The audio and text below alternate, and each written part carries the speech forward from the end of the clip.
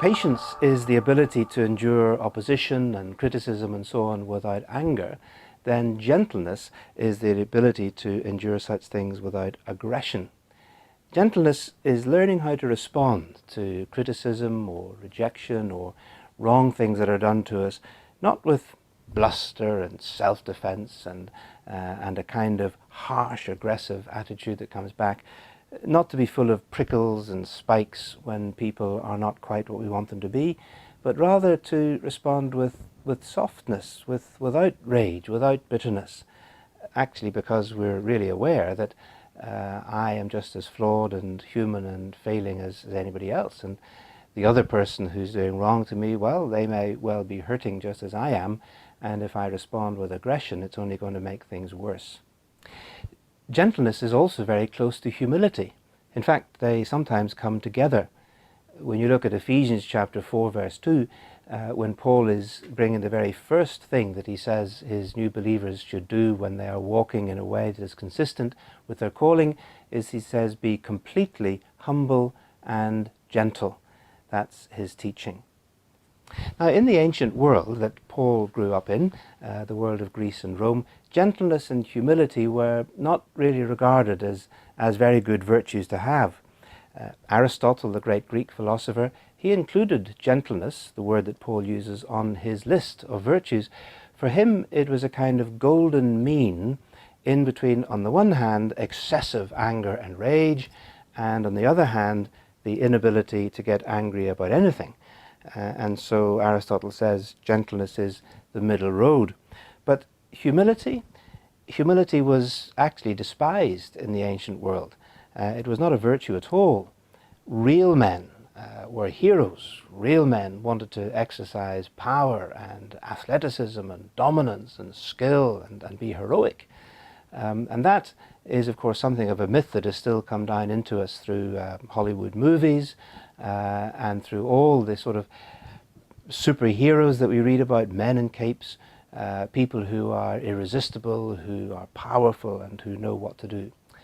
And the biblical virtue of gentleness is the diametric opposite of those things, but it is still regarded as strength and as a fruit of the Holy Spirit. Let's think first of all about the gentleness of God in the Old Testament. Now, that's possibly not a quality of God that you would immediately associate with the so-called God of the Old Testament, and yet when you read it, the psalmists and the prophets often speak about the gentleness of God. For example, our favourite 23rd Psalm speaks of God as a shepherd who loves and cares and provides for his sheep. I love that story of Elijah in 1 Kings chapter 19. Do you remember when Elijah was running away in fear of his life from Jezebel and fell into a kind of suicidal depression? And God finds him in the wilderness under a tree, wishing he could die. And what does God do? Well, basically God mothered him, let him sleep, and told him to wake up and eat his breakfast. And the food that God gave him was bread, fresh baked in heaven, delivered by an angel. And then God took him back to Mount Sinai, and yet again God gives him a kind of audio-visual demonstration of earthquake, wind and fire. But then the text says that God was not in those things.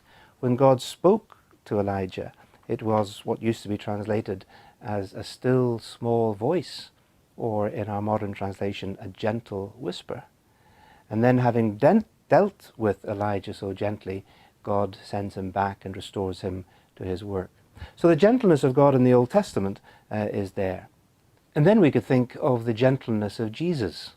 There's an old children's hymn, do you remember? Gentle Jesus, meek and mild. Well, it certainly didn't mean that Jesus was a wimp, that he could never speak strong words, that he was just always kind of nice to everybody. Because we do know that Jesus could speak toughly and could deal with wrongdoing with a great deal of honesty and truthfulness. But he did it in a way that was gentle. In fact, there's that famous verse in Matthew chapter 11, verse 28 and 29, where Jesus says this, "Come to me, all you who are weary and burdened, and I will give you rest.